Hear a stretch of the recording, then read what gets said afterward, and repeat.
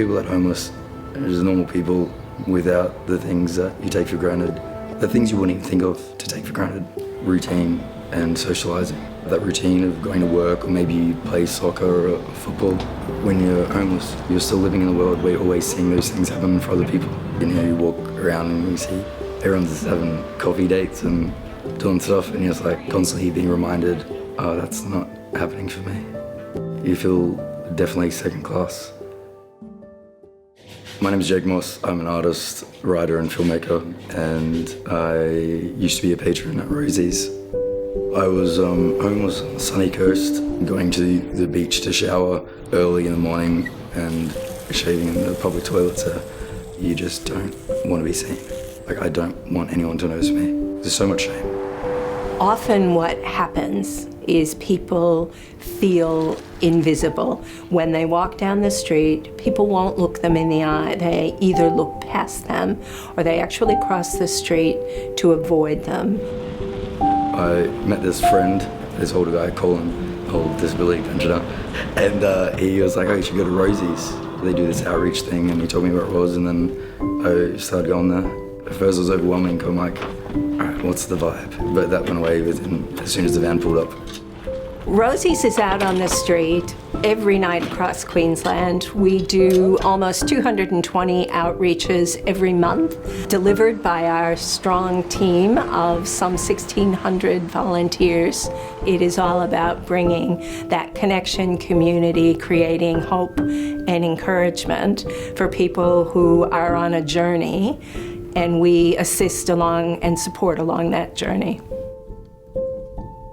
Sometimes when you see people come in, they might be a bit dejected, maybe they're having a rough day, and then as soon as you offer them a coffee or really ask them how their day's been going, then you can really see their face light up and they open up a bit, which is really lovely to see. And if they can leave feeling a bit better than how they came in, that's always a good thing.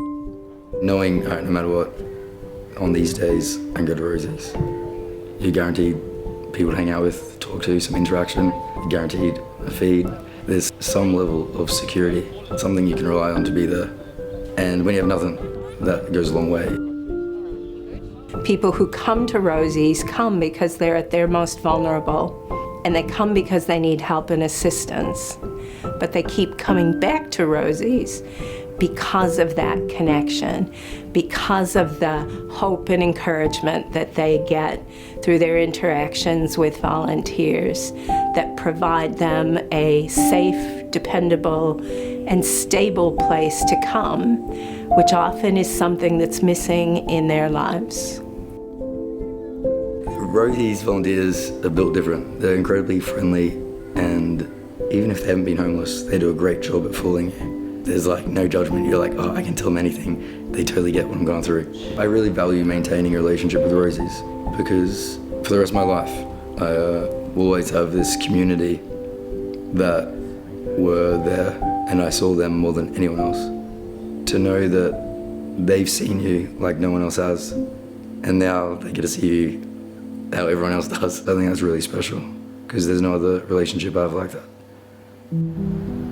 Rosies is 97% community funded in terms of financial donations, in-kind goods and services. While those in-kind goods and services are absolutely incredible, as we continue to see increasing demand for Rosies services out on the street, we certainly are in need of financial donations that support us ensuring that we have enough vans and that our vans are maintained, repaired, fueled, and fully stocked for our volunteers to ensure they can be out on the street every night of the year.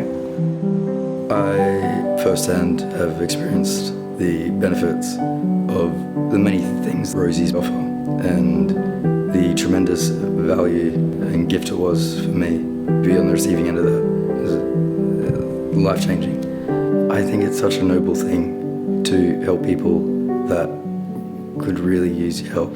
Even more so if it's someone you don't know, and even more so if you never get credit for it. Isn't that a beautiful thing? That's the type of person I'd like to be. I hope that's the type of person people would want to see when they look in the mirror. Someone like that.